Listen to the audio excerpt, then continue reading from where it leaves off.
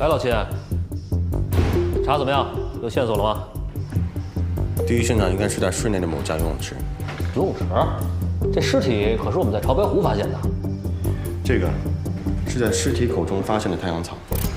太阳草一般生活在酸性水质当中，而潮白湖水库水质偏碱性。我提取了死者的胃溶液，发现其中含有大量的氯化物。这个剂量的氯化物一般用于泳池的大面积消毒。凶手应该不知道，潮白湖水库不可能生有太阳草。我猜这是他混淆作案地点的一个手段。你的意思是说，我们的调查重点应该转向室内游泳池？全市那么多家游泳池，怎么查呀？不怕多，只要有方向就好。嚯，零到20多个未接电话。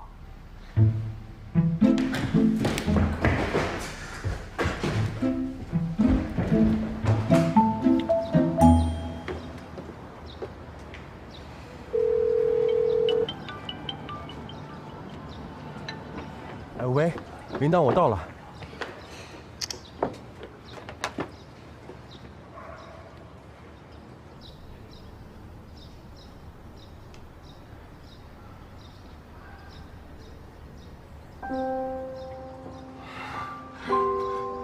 菜都上齐了，这好饿坏了。婚礼上要用的视频看了吗？看。你抽空啊，还是看一眼吧。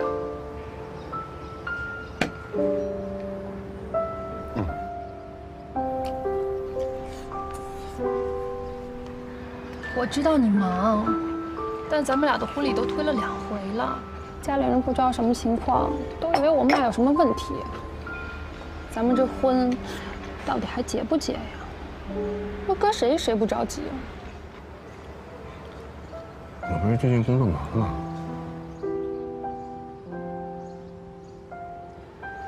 我现在不是要一个特别铺张的婚礼，我就是想简简单单办个仪式，咱们能把这婚结了就行。行。各位来宾，各位亲朋好友们，大家上午好！非常高兴你们能够来到这山清水秀的地方，来参加这场婚礼。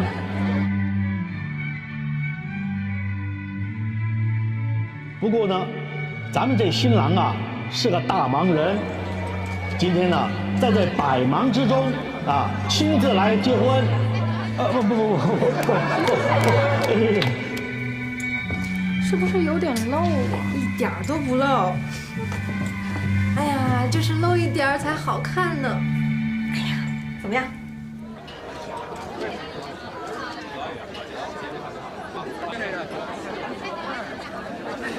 时间快到了，新娘呢？啊，您等等，我去给你找。快！好。你好了吗？稍等。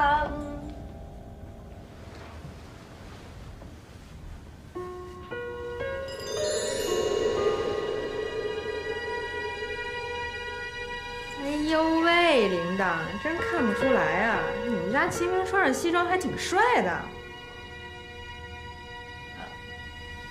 你们俩收拾好了，我就去叫摄影师去了啊。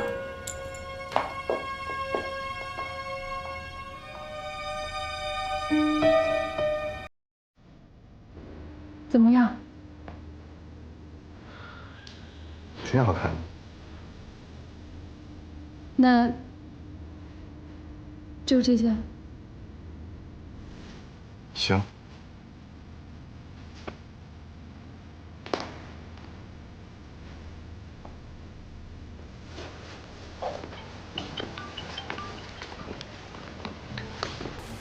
喂。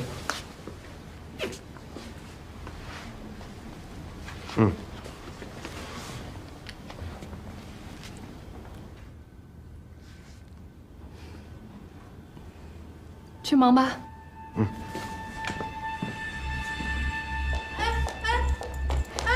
这不走了呀？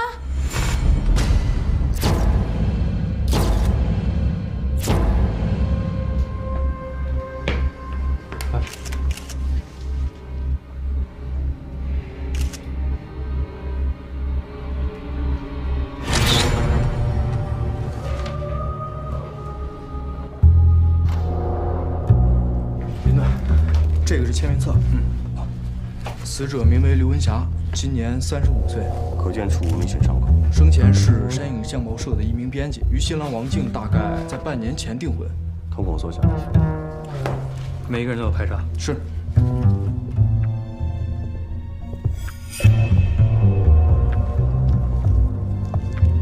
新娘花。怎么着？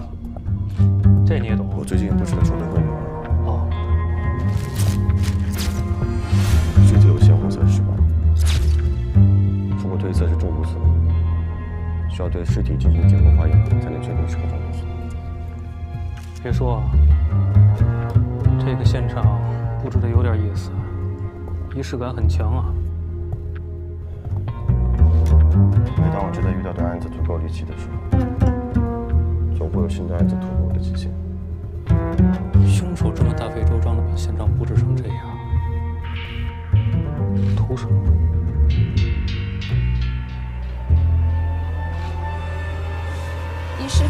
仪式快要开始的时候，我去化妆间找他，结果就你最后一次见到死者是什么时候11点半，我帮他盘好头发，我就出去忙了。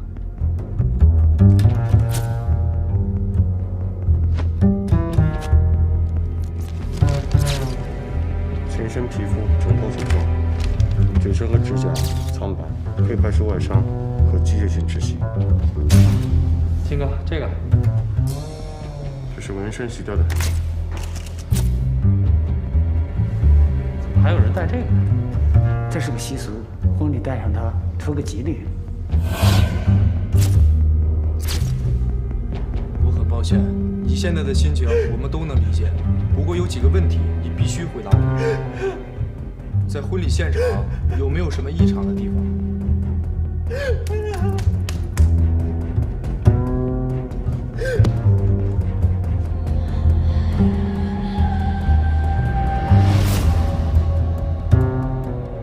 内脏器官有血水肿，心脏外膜和两肺已经有肿胀出血，心血分离，颜色呈暗红色。像我们这种做婚礼的呀，也只是租赁给客人场地、餐饮，对于他们怎么布局、怎么布置，那都是他们自己的事儿。哦，对了，警察同志，您看看，我们挂满了监控摄像头，绝对没有一丁点儿藏污纳垢的痕迹。哎，我问你，化妆间有监控吗？没。胃肠道内有淡黄色液体，伴有红色沉淀物，拿去化验。调查结果显示，死者摄入的毒物并不是市场上的常规成品，而是由下毒者自行调制而成。死者皮肤、嘴唇还有指甲均呈现苍白色。能不能分析出毒物是怎么调配的？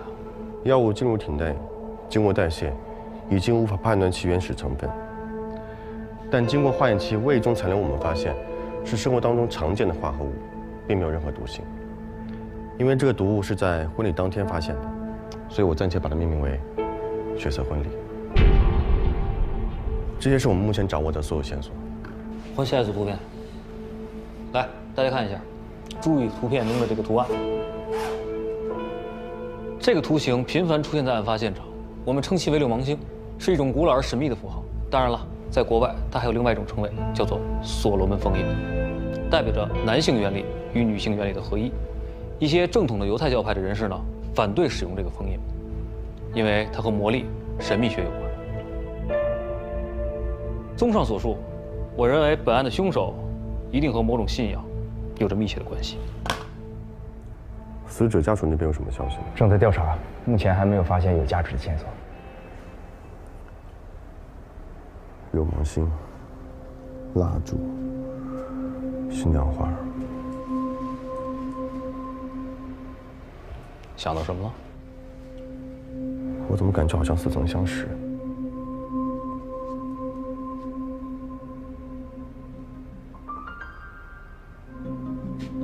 我曾在一个卷宗里面看到过相似的案子。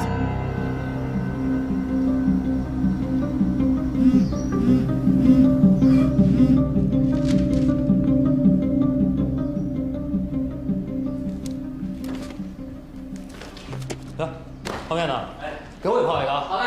老钱，啊，新情况，刘文霞婚礼那天啊，有个叫孟乐的人不请自来，是刘文霞同事。他最近正在写一篇关于婚姻和爱情的文章，取材啊，就是15年前那个真实案例。大宝，哎，嫂子来了。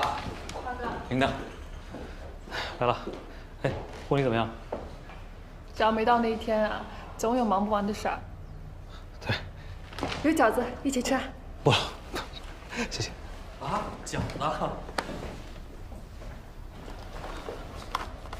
早上太忙，没有给你做饭。饿不着。空了，咱们把婚纱照拍了吧。那家影楼很火的，要是错过了，又得等1个月。看啊，我挑了这种，还有这种。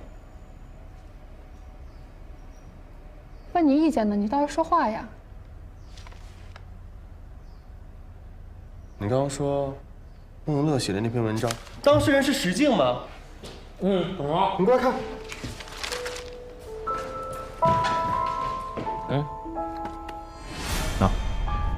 陈立明，他的新娘石静在自己的婚礼上中毒死亡，而死亡现场同样出现了金色蜡烛、新娘花和流氓星的图。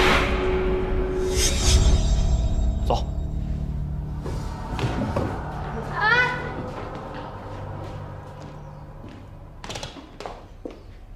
把饺子带上。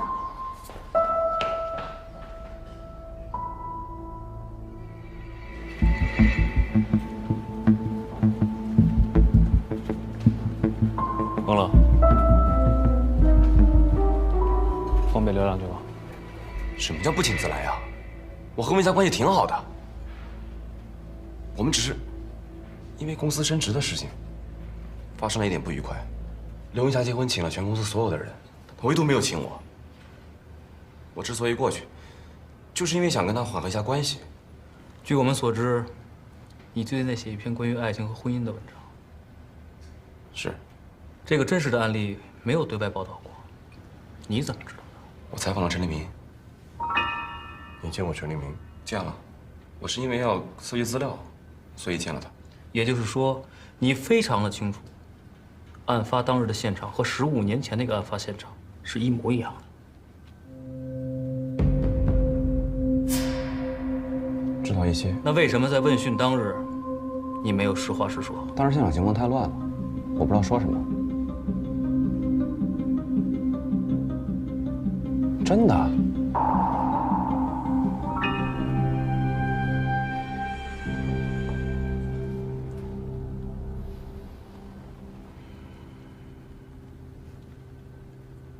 好吧，谢谢你的配合，希望下次再想起什么的时候，能主动联系我。你有宗教信仰吗？没有啊。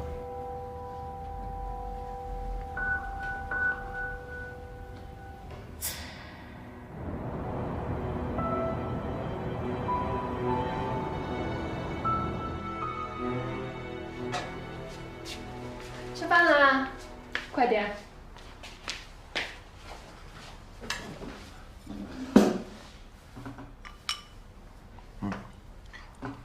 今天我挑了这2种，这种给朋友，这种给家长，你觉得怎么样？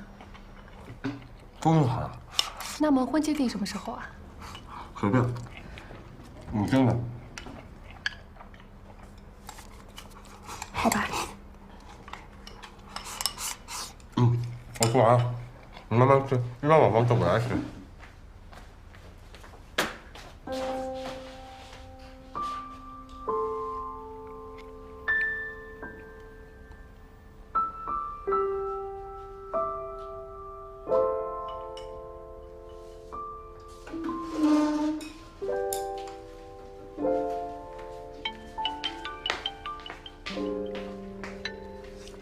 喂，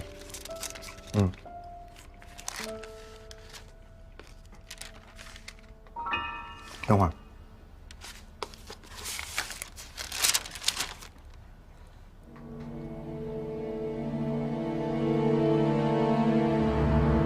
你让我查那个分子式，我查到了，是陈立明研制的一种新药剂。他妻子死后啊，整个研发就停止了。警方一直认为陈立明是最大的犯罪嫌疑人，可是他有完美的不在现场证明，所以那个案子就成悬案。那他杀人动机呢？动机不明。他妻子死后，整个人就崩溃了，进了精神病院。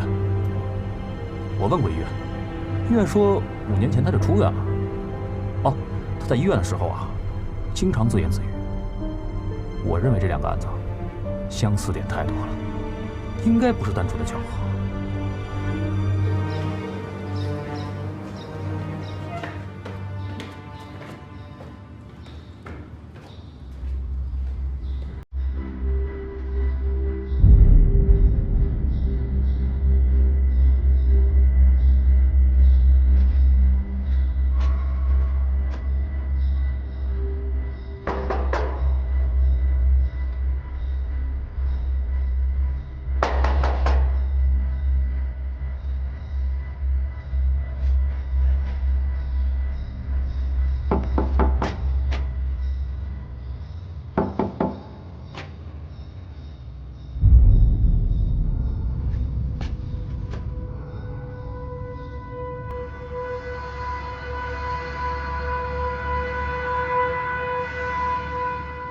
凶手找到了吗？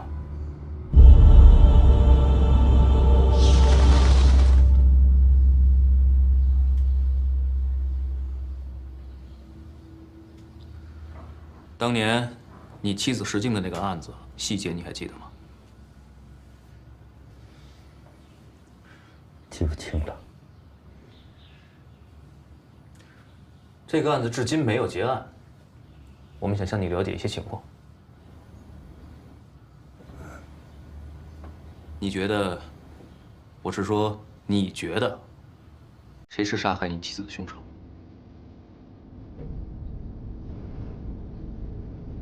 不知道。这个分子式，你见过没有？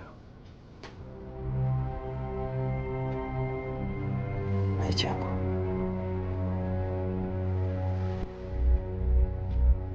前段时间，是不是有一个叫孟乐的记者采访我们见过孟乐。据孟乐说，他从你这里采访到一些关于那个案件的细节。记不清了，记不清了，记不清了。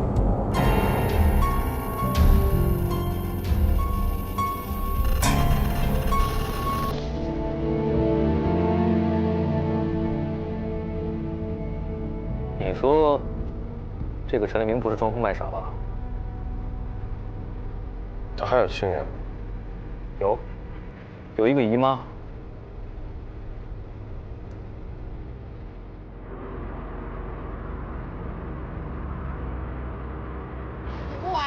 我要不要？啊，宋主任，你好，谢谢。那里面好嘞。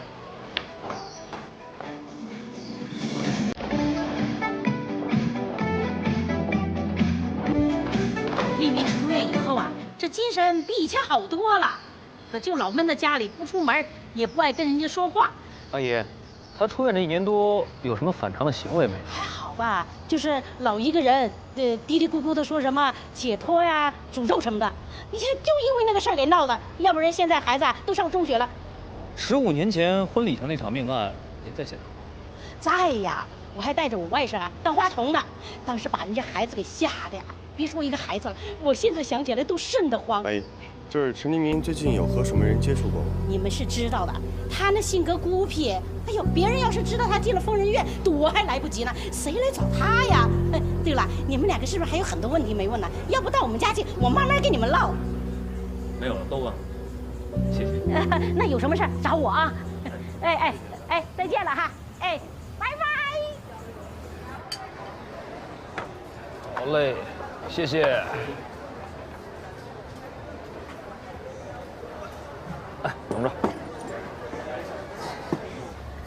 孟乐，从陈立明那儿了解到15年前的案子，不仅自来的出现在刘文霞的婚礼上，刘文霞又以同样方式死亡。你怀疑孟乐？回去我想再看一下陈立明的卷宗。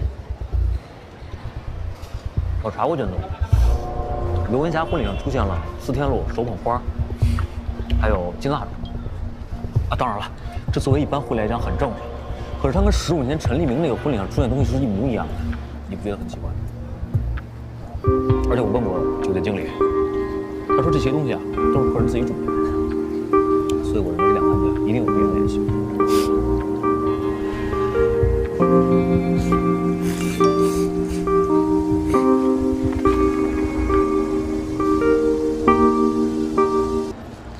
下班时候有时间吗？陪我去婚庆市场买东西。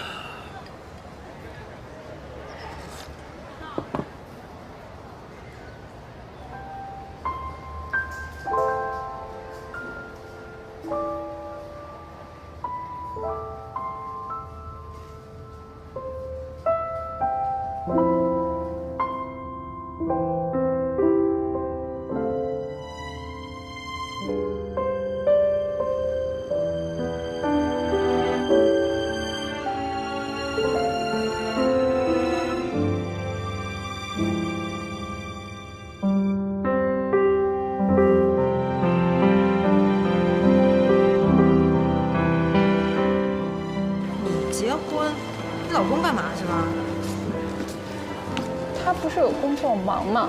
啊，忙的婚纱照没时间拍，婚纱礼仪没时间去。现在倒好，这体力活也全让你一人干了。你说你要这老公干嘛使？啊，公安局没他还破不了案了，是不是？你不懂。啊，好，我不懂。你说。你干嘛非得把自己逼这么紧啊？这婚礼晚点办不行吗？我们婚礼都拖2年了，家里人跟催命似的。再说了，这次日子都通知了，不能再拖。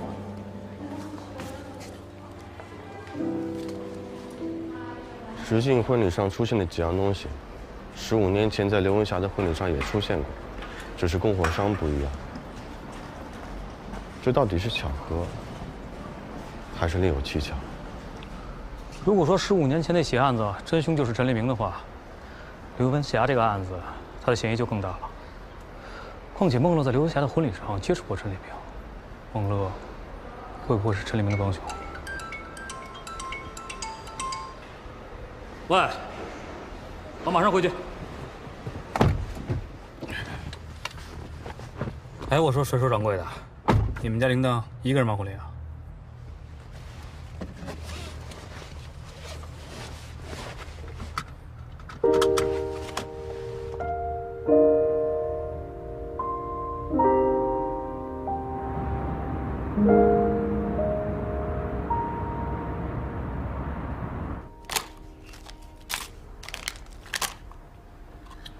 名单在桌上，看看漏了谁。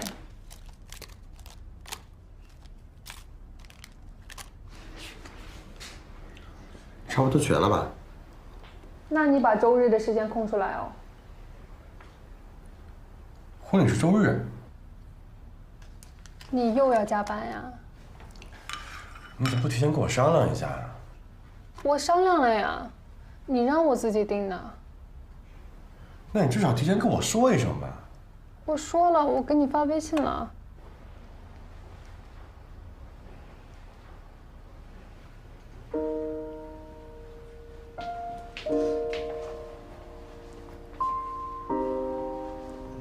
对不起。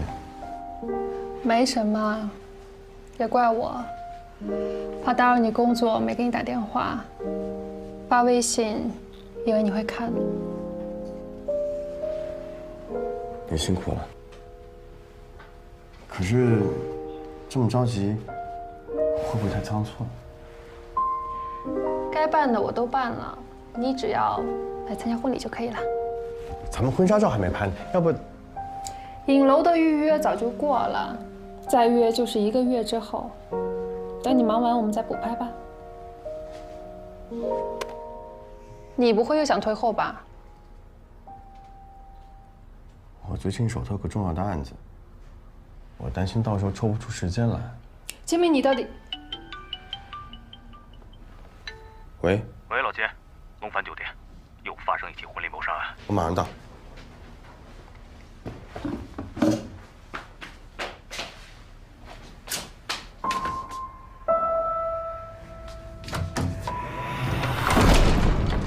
现在情况怎么样？自己看吧。秦哥，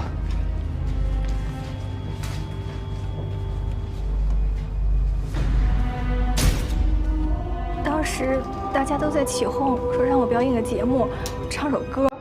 可是我刚唱到一半，突然听有人喊小娇死了。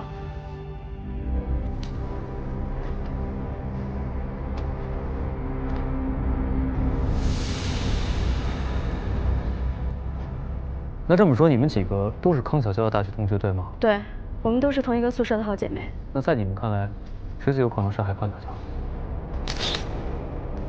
马军，他一定有问题。马军？马军是康小娇的丈夫。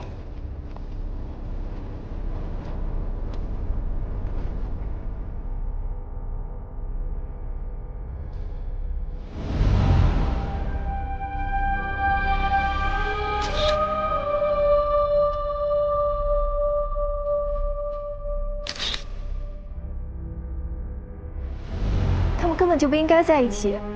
马军上大学的时候就瞒着小娇跟别的女人在一起。于谦少让出血。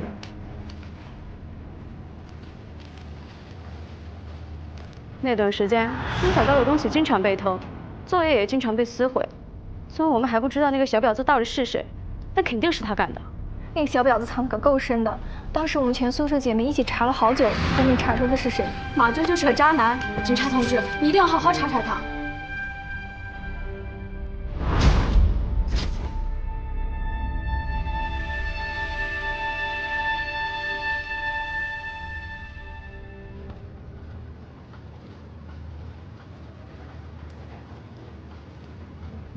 哎，老杰，你那边怎么样？现场已经勘测完了，尸体需要带回去做进一步解剖化验。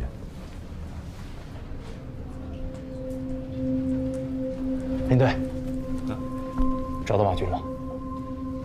继续。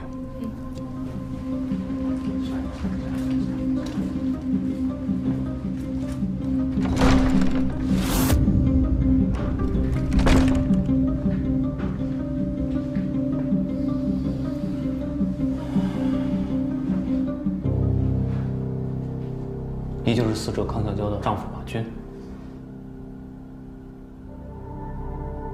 是不是你第一时间发现死者尸体的？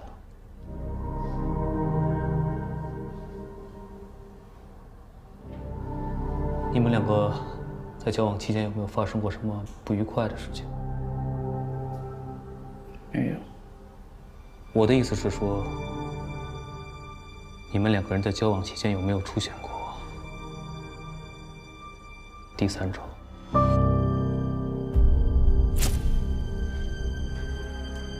大宝，啊，怎么又是黛玉的红色腰绳啊？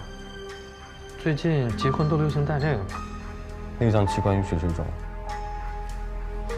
心脏外膜和两肺间有点状出血。这情况和前期受害者极为相似。我觉得这两起案件可以并案处理。等检验结果出来再说。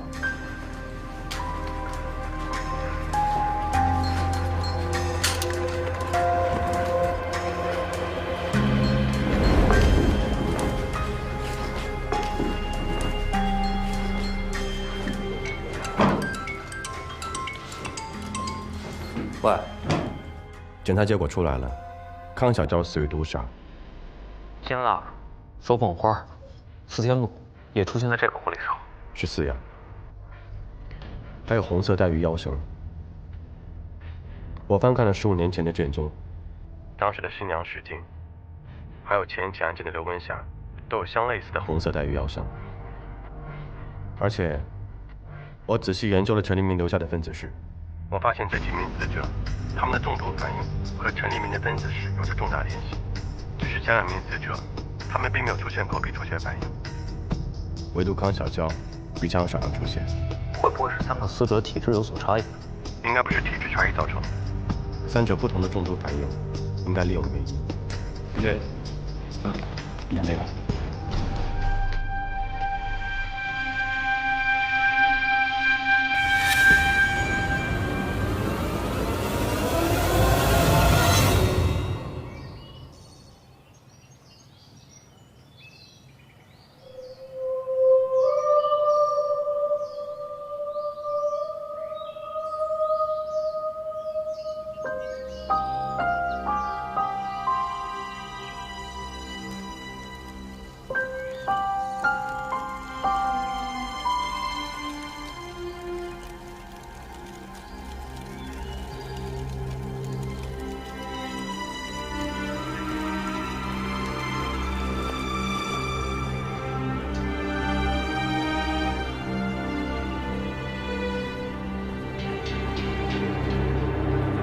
陈立明，我们现在依法对你进行传讯，你需要如实回答我们每一个问题。为什么你会出现在马军和康小娇的婚礼上？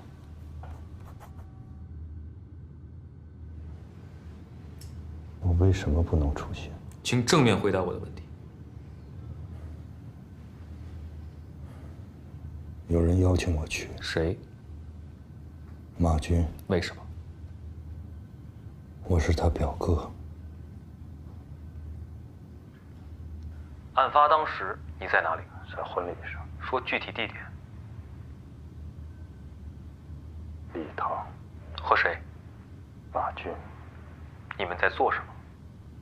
聊天儿。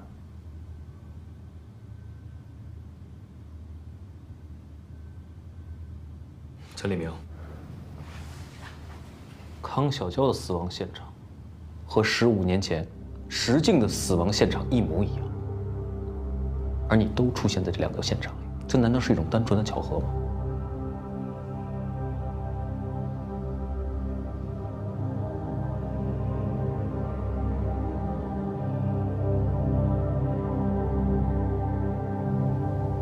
？15年前，我是新郎，必须在。15年后，我是马军的表哥，也必须在。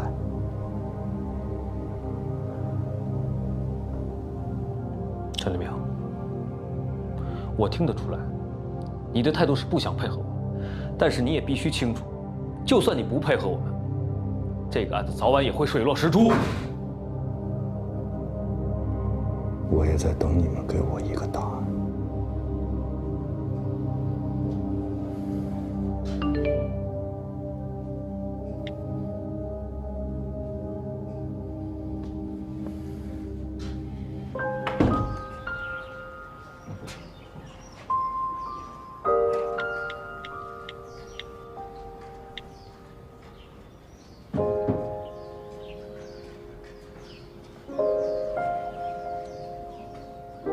一听他说话就知道，故意不配合。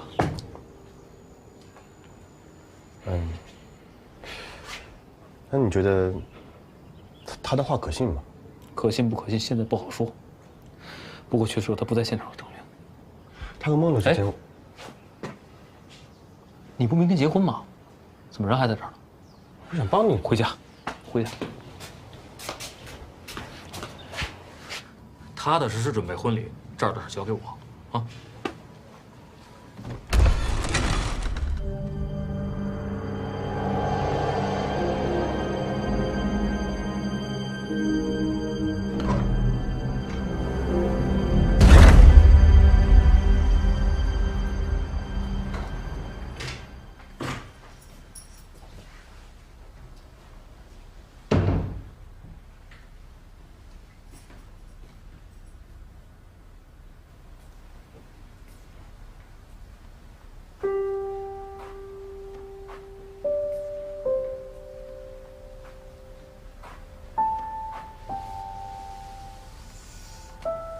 回来了。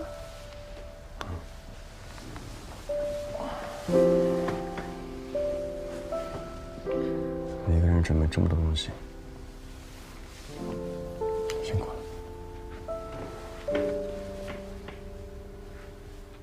总算都准备好了，明天就该结婚了。明天呀，你就安心当你的新郎。对了，我给你准备了一个惊喜。什么惊喜啊？你给我过来。一下，把眼睛闭上，不许偷看。等我一下。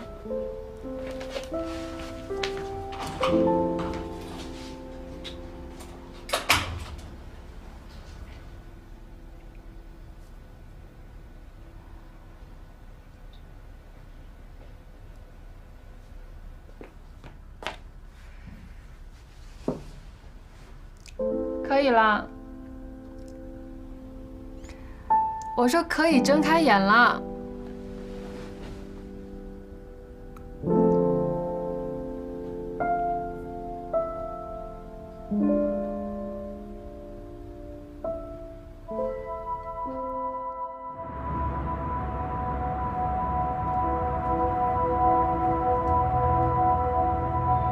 哎，有模有样的哈。像啊。老钱，啊，恭喜新郎官帅啊！嫂子好。今天结婚，什么都不许想，踏踏实实做新郎。就是。走。来哥，你好，进去了。请。哎呦，今天才像话吗？我还担心这婚礼上见不着你呢。怎么着，没案子啦？谢谢你。哦，客气什么？你媳妇儿昨天给你准备的礼物怎么样？惊不惊喜？意不意外？什么礼物啊？玉呀！哎，我们可是选了好久才买到的。什么玉啊？哪儿呢？我用红绳贴好，挂腰上。好了，我们要补妆了啊，来不及了。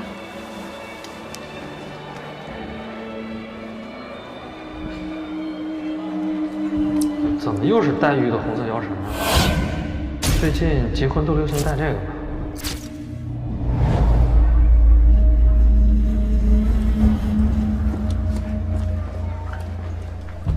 哎，新郎官，您可是大忙人啊，这几次彩排都不在。走吧，快点，我们过一下婚礼流程。我跟你说啊，首先将有一个司仪讲话，司仪讲话之后呢，将是新人登场，将是婚人讲话，将有一个婚礼发现，然后将有一个父母讲话。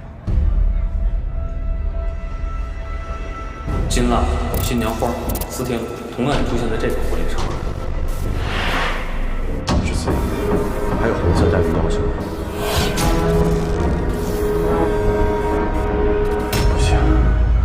现场交接仪式，这婚不能结。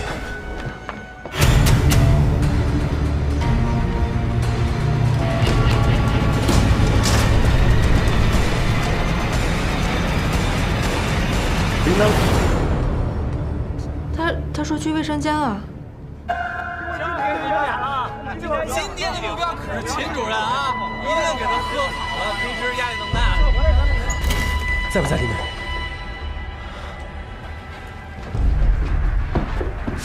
铃铛回来没有？铃铛丢了。你们几个守住酒店所有出口，其他人挨个房间找。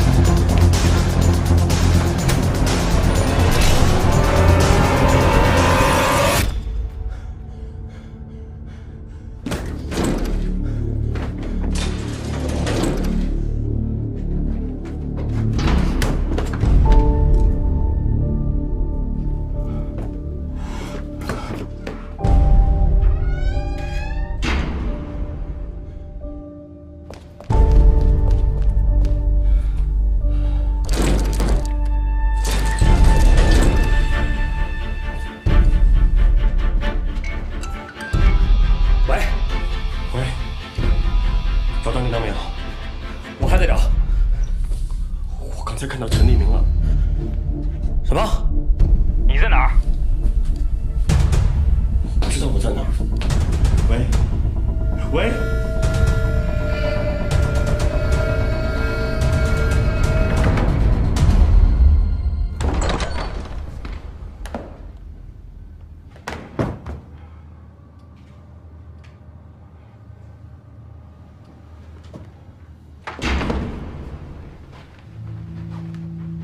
清明，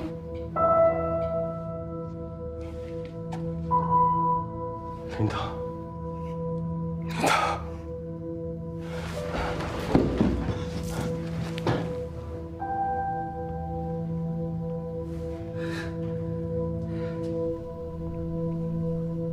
你没事就好。怎么了？陈立明没有伤害你吧？陈立明是谁？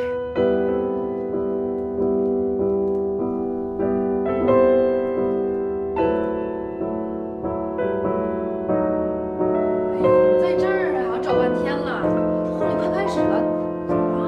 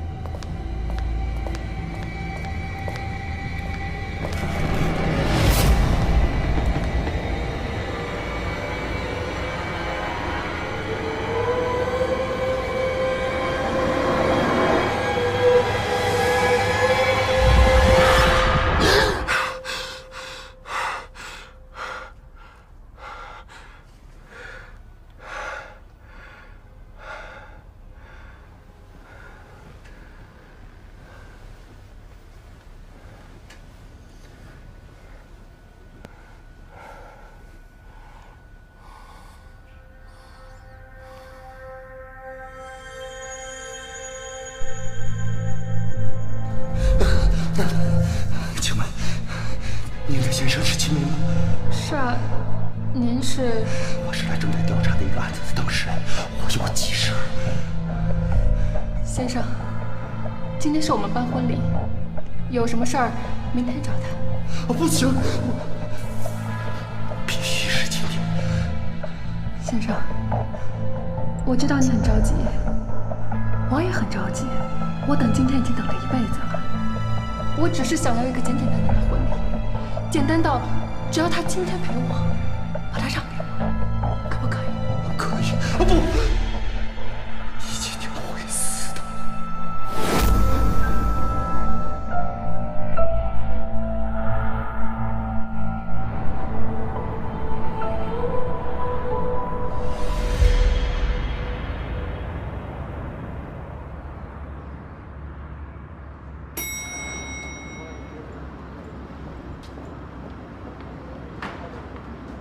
刚结婚，怎么闷闷不乐呀？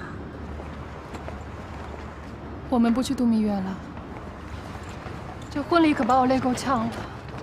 再说了，院里还有一大堆工作等着我。哎呀，都一样。我们家那位跟秦明一样忙，我要是指望他，我这辈子都别想出去玩了。要不，等我忙完这段时间，我们俩一起出去。真的啊？哎，等我回去就订票。这次啊，就咱俩去，不带他们。就这么定了。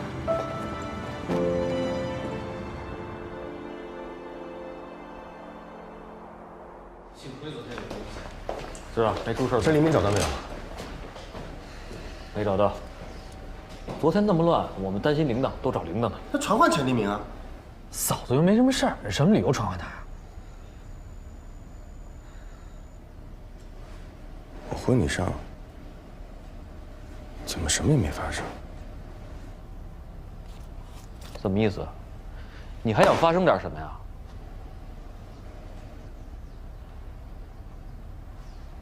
林队，干嘛？陈立明来了，说想见专案组的人。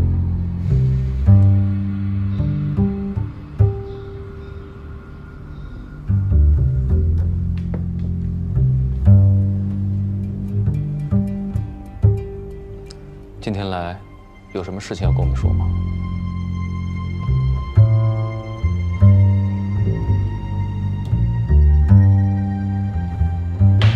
诸位，麻烦大家都出去一下，让我们聊聊。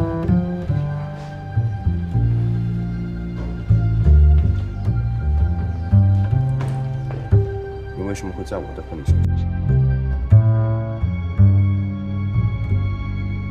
这么多年，我一直想了解我妻子死的真相，做了各种调查，但始终没有结果。你们的出现让我有了新的希望。我想了解案情，我就来公安局找你。他们说你正在举行婚礼，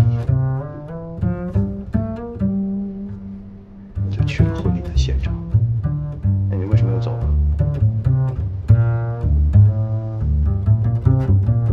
因为我看到了你的妻子。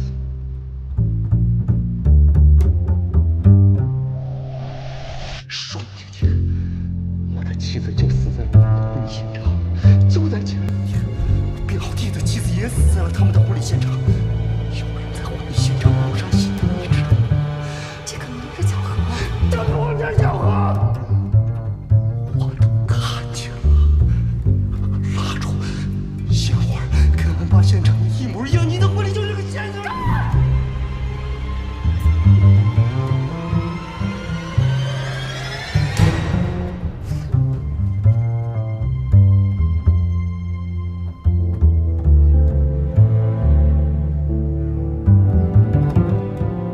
陈立明是谁？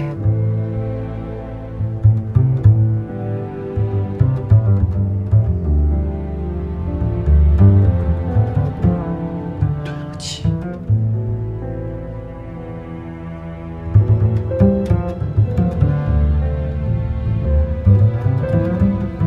是我为了这个案子，我整整的等了15年。我以为我能走得出来，但是到最后发现我根本走不出来。我活着只有一个目的，就是了解案子的真相。这案子一天不破，我就一天走不出来。警察同志，我只要一个答案。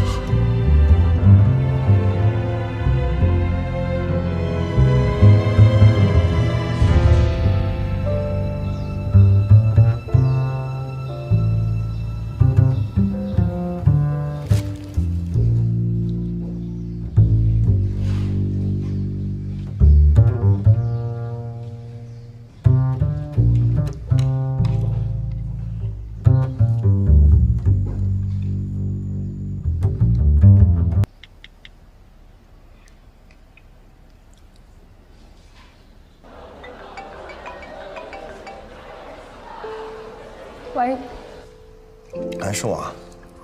干嘛呢？吃饭没？没有。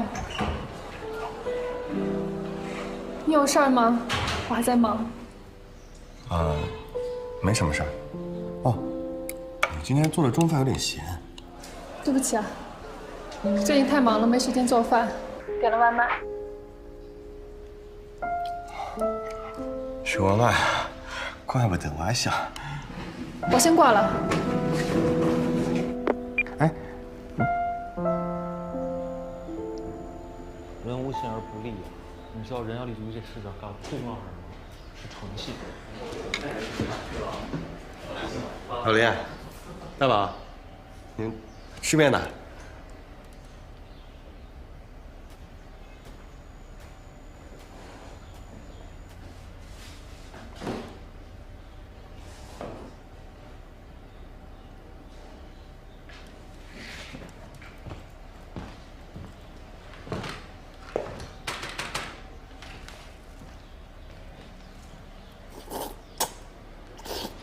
我知道你们还在误会我，可那天婚礼上发生的一切，真的和我没关系。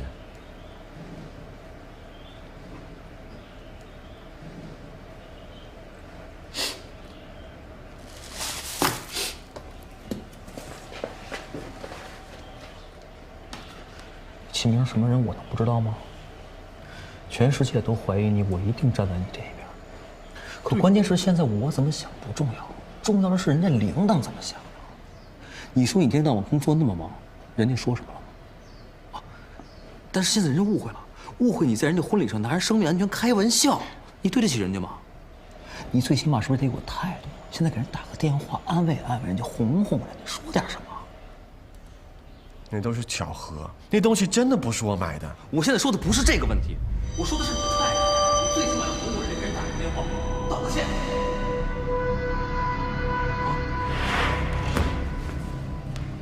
我有个新的发现，可能一开始我们思路就错了，我们把3起案件并案处理，而其实根本就是独立的案件。不是，可是3起案件中出现同样品牌的蜡烛、新娘花、酒水、黛玉的红色腰绳，这个怎么解释啊？那是领导买的，我们城市不大，婚庆公司也不多。那还有一个重要的问题呢。血丝婚礼这个药剂是陈立明独立研发的，如果说这不是一个人干的，其他人怎么可能得到这份药剂名单呢？我不知道，但是今天领导带的饭有点咸，因为不是他做的，是外卖。同样一道菜，不同的人做，味道也截然不同，下毒也是一样。这3个人死亡状态略有差异，就是因为药物成分比例不一样，所以可能不是一个凶手。不是一个凶手。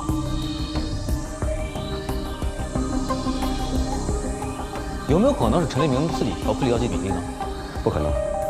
昨天晚上我看了陈立明给的资料，这个配方说明陈立明是一个非常严谨的人，他不可能随意更改药物成分比例。可是我们也没办法从死者的胃液中提取出毒液的成分。我们只需要在全市找到具有相同成分的药物。我马上安排这个事情。我们先要找孟乐。孟乐？为什么？因为我在孟乐手上看到了一个纹身，而刘文霞手上也有一个被洗掉的相类似的纹身。这个图案熟悉吗？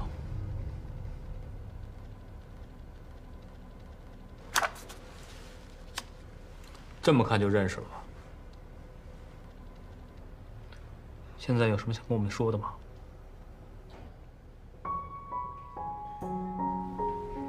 我和文霞交往过，但是后来他决定和王静结婚，我们就断了。你为什么想起15年前的案子？因为文霞跟我说过，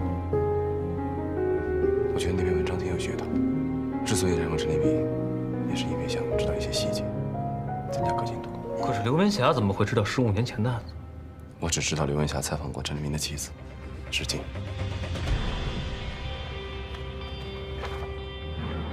这是我找到的一些资料，希望对你们办案有帮助。谢谢。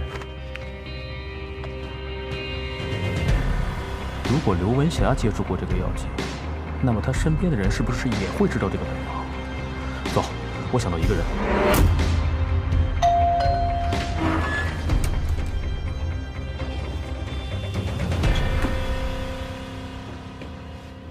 我们已经找到杀害你妻子的凶手了。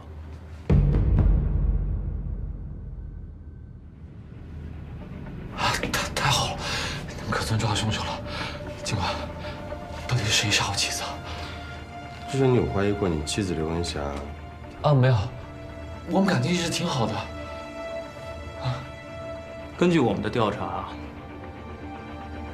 杀害你妻子的凶手跟他关系应该十分的密切，可以在他毫不知情的情况下对他下手，而且他也应该知道刘文霞在大学期间采访过一个叫石静的女人，这个叫石静的女人也死于自己婚礼现场，而且死亡环境跟刘文霞的死亡环境十分相似。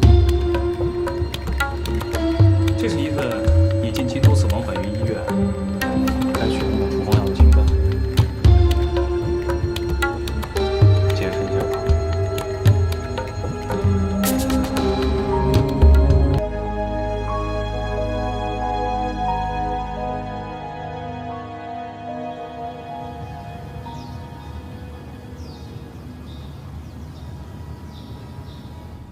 他自找的。我对他那么好，他背着我跟别人乱搞，我知道他们断了，可有什么用？我过不去这坎儿啊！我只有杀了他，我才能解我心头恨啊！你具体是用什么方式杀死刘文霞？他曾经采访过一个叫石静的人。我在他采访的资料里无意发现了一个药剂配方，我就拿着那个配方，到药店配了几种类似的药，我就把那个药放进他喝的茶水里边，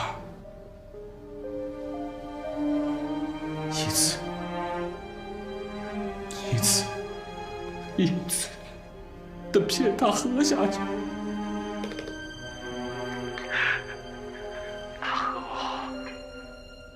我就把现场布置成和那个案子一模一样。在你的婚礼现场出现了金色蜡烛、新娘花、四天路，是你刻意布置的吗？我随便买的。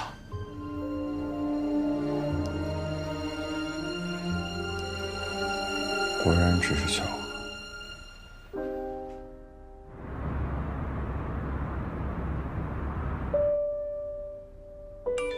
案子正在节骨眼上，今晚尽量回去。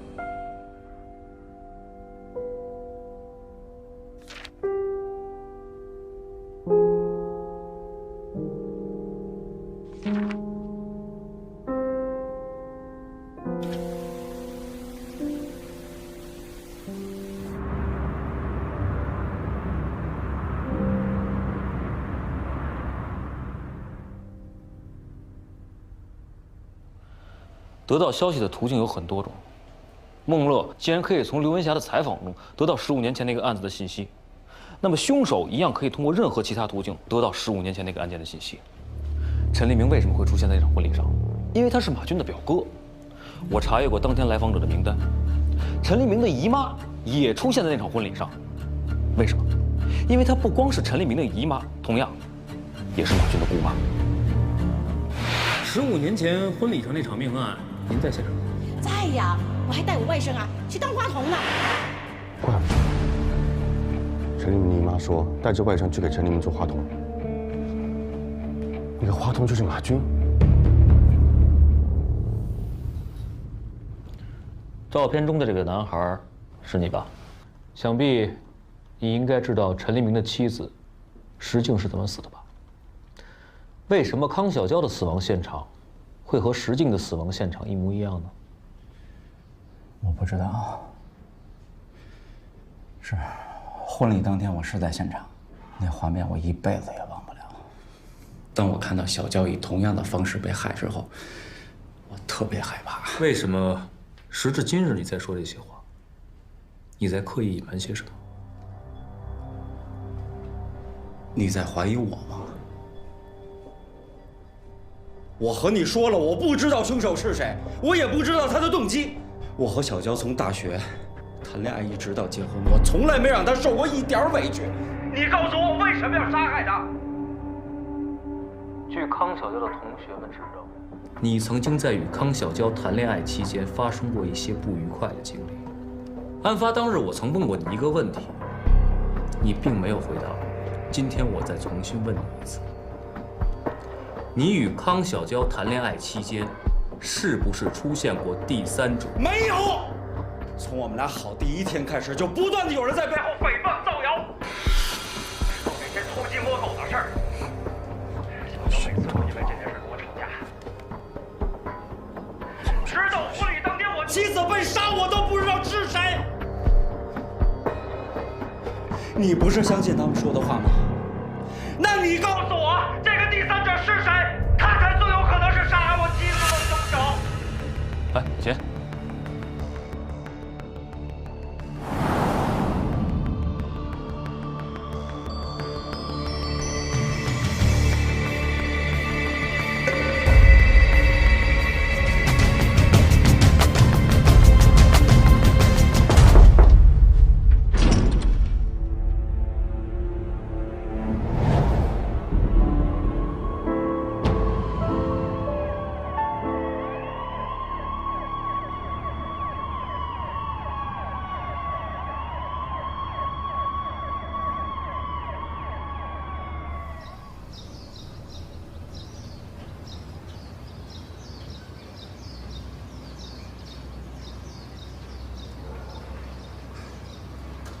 林队，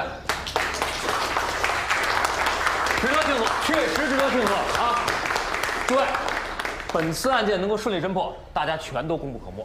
但是最大的功臣应该是，起名。主任好。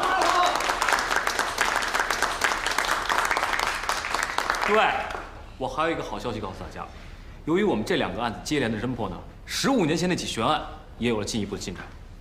赵楠已经交代了，他就是之前婚礼上那个花童。并且现场装毒药的那个瓶子，就是他带走的。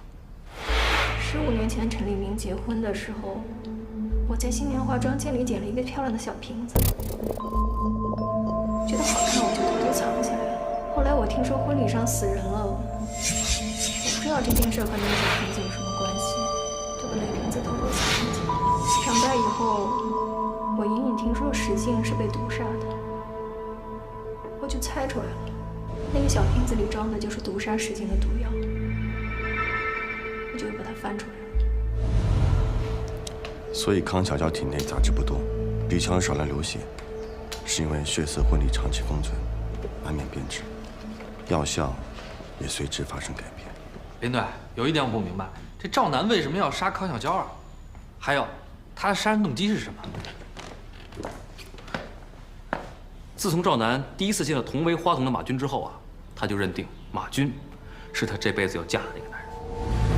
那时候我们还是小孩子，可是我第一眼见他的时候我就喜欢上了他。后来我们居然在大学校园里重逢了，我特别高兴，我以为是我的诚意终于感动了上天，换来了这次重逢。可是他都不记得我是谁。康小娇死了，马军就会和我在一起。所以我决定在婚礼上杀了他。我把毒药混在饮料里，骗他喝了下去，然后按照15年前的样子离开了现场，想伪装成连环杀人案，好为自己脱罪。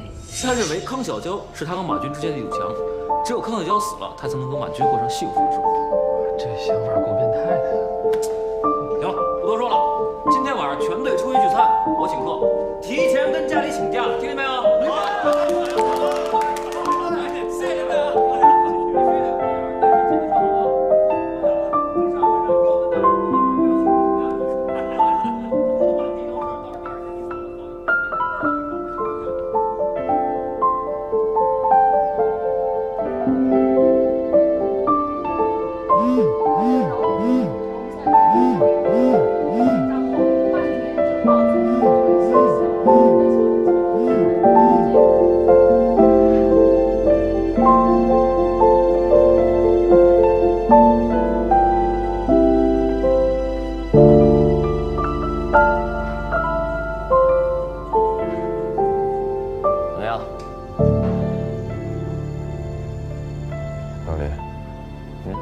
那我不去了，你们好好聚。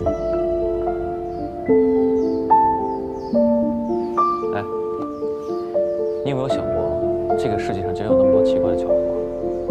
就好像15年前那起案子，一个小女孩在一场婚礼上偷偷地拿走一个玻璃瓶子藏了起来，却无意之间造成了一起悬案。15年之后，又是同一个瓶子，成为了另外一起凶案的重要凶器。赵楠在凶案现场拿走了装有毒物的药品，可为什么杀害石静的凶手把证据留在现场，没有拿走呢？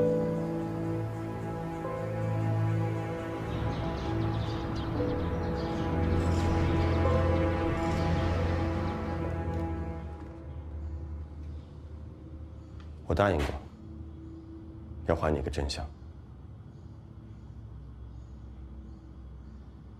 你妻子被谋杀一案，目前还没有直接证据。我和你说的，都是我的个人推断。你想听吗？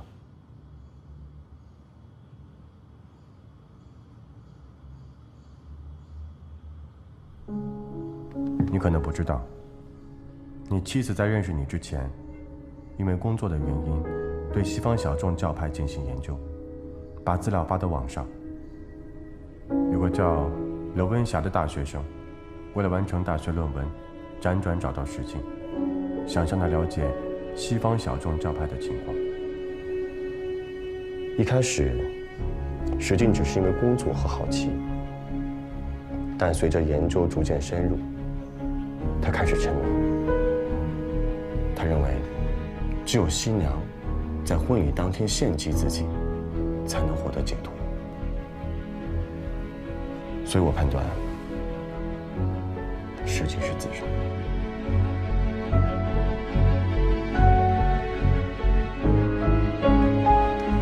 你说什么？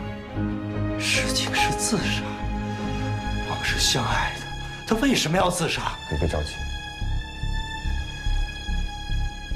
根据我们对刘文霞手稿的判断，石静生活的并不幸福，而且杀害康小娇的凶手，也就是你们婚礼当天的华佗，他亲口承认，15年前在凶案现场拿走了装有毒物的药瓶。如果石静真的是被谋杀的，那么凶手为什么把物证留在现场？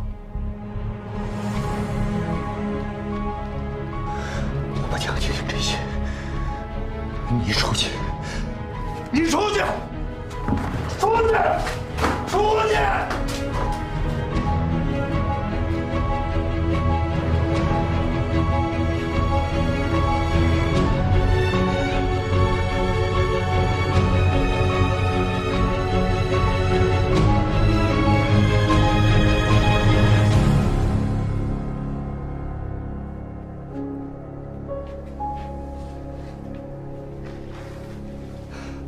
你说的不对，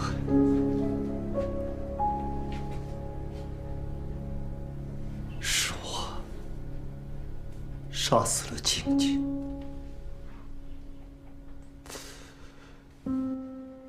这么多年，我一直是在找凶手，就是为了逃避这个事实。对不起。